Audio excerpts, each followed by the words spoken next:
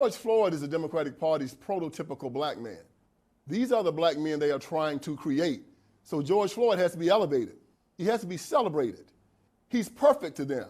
He was poor. He was uneducated. He was a drug addict. He didn't have a job.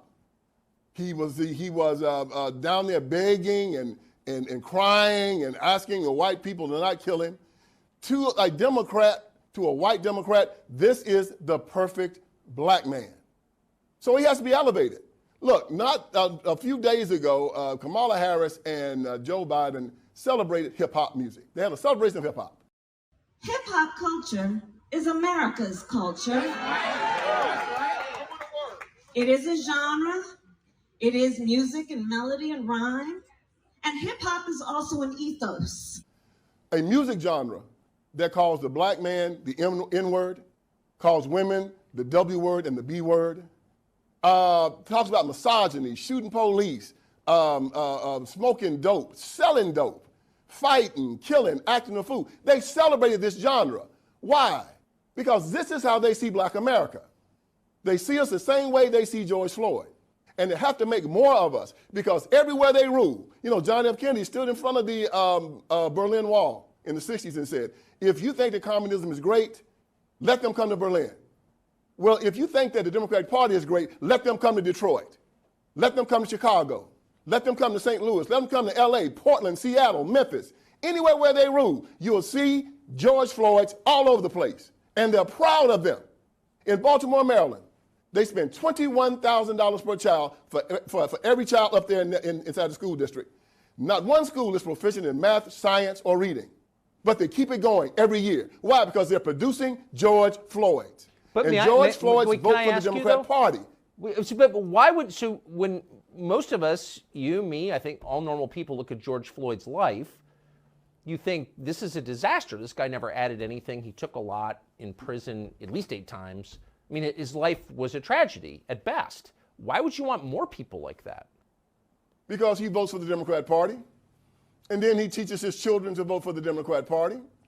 And then these white Democrats can feel superior to him.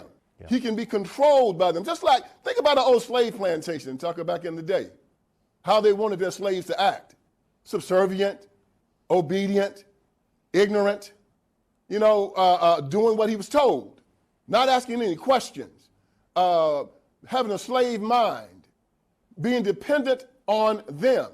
This is how they want black men to be in America. This is how they want the whole black community to be. This is why it started in the civil rights movement. When Martin Luther King Jr. in his I Have a Green speech said, 100 years after the Emancipation Proclamation, the Negro is still not free.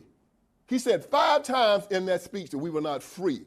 It turned the Declaration of Independence on its head, because in our Declaration of Independence it said that our freedom was an unalienable right given us by God. John Locke, in his second treatise of government, said that an unalienable right is a right given from God. It is irrevocable, non-transferable, and unsellable. The government cannot touch it. It supersedes law. It supersedes the Constitution. However, King said that we was coming to government and to the white man for our right to be free. Even at the end of the speech, he said, on some certain day we'll be free at last, free at last. Thank God Almighty, we're free at last. He said in that speech, when will we be satisfied? He said, we will never be satisfied until justice rolls down like water and righteousness like a mighty stream. That's a fancy way of saying never. And so black people heard that speech and said that we were not free here in America. And we make our children recite that speech every single year on King's birthday. And they say in that speech, the Negro is still not free. George Floyd was a slave in his mind. And the civil rights movement caused him to be a slave in his mind. And today they're still marching, 60 years later, telling black people, you're not free. Beg for reparations. Beg for affirmative action. Kill your children in the womb. Cut off your child. You castrate your children. Let drag queens come into school and shake their behinds in your children's faces. Run God out of the public square. And then they end up like George Floyd. But the one thing they do consistently is they vote for the Democrat Party, and the places where George Floyd's live, they stay in absolute power. That's a pretty dark explanation. So you're saying that the Democratic Party as an organization intentionally degrades black people to keep them compliant and obedient. Oh yes, in my book Crime Inc. I talk about one of the main things they do, like the mafia and organized crime, they humiliate black people. They demoralize them. It's a Marxist construct. They demoralize their people. They beat them down. They tell them that they're victims. Well, it was Martin Luther King Jr. that said, they tell you to pull yourself up by your bootstraps. Well, how can you pull yourself up by your bootstraps when you're bootless? You know, he told us we were bootless. You know, you have black preachers, and you've heard, you know about my iron triangle, the black preacher, the black politician, the black civil rights worker. They go into the black community. Consistently, you're a victim. You're oppressed. The country hates you. Well, see, I look at them and I say, I'm a black man, but I cannot be oppressed. You know why? Because I'm a child of God. I'm an heir of Jesus Christ. I cannot be a victim. Why? Because I'm an heir of Jesus Christ. I'm a child of God. I cannot be a victim.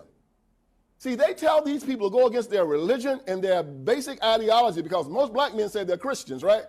But then they walk around saying, I'm oppressed. I'm a victim. I'm afraid. 365 times in our Bible, they tell us to fear not. Yet they walk around saying they're afraid in the United States of America. LeBron James said he's afraid. Kareem Abdul-Jabbar says he's afraid. Kaepernick said he's afraid. Well, I'm a black man in America, and I'm not afraid of a damn thing.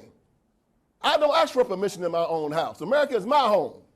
So as they walk around here crying, talking about, I'm frightened, I'm afraid, I can't make it, please help me, I tell them they stink in my nostrils. They're an affront to God.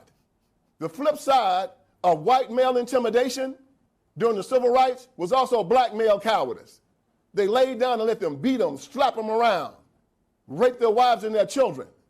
Well, no, not me, never me. I'm a free man. I live in the United States of America.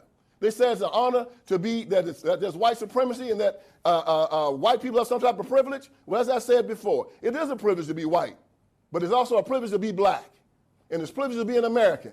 And it's really a privilege to be a Christian in the United States of America, the greatest country on the face of this earth. And they're not going to make a George Floyd out of me. I stand up strong. I look them in the eye.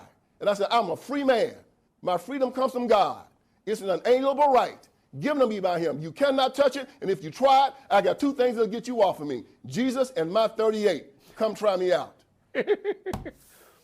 So the Democratic Party used BLM as a domestic militia in the last presidential cycle, 2020, to defeat Donald Trump. Do you expect something like that to happen again? Well, you see how they use the same tactics as Iran. Iran has Hezbollah and Hamas as their militias. And the Democratic Party uses BLM and Antifa as theirs, throwing the rock and hiding the hand. Of course they're going to do it. They've always done it. Even at the beginning, they used the Ku Klux Klan for the military ring. Now they're using BLM, they're using Antifa, they're using NAACP, and they're their suicide bombers. They're their shock troops. They're their brown shirts. They're their street soldiers. And they're going to go out there, and I guarantee you, Tucker, they're going to look over all the black-on-black violence.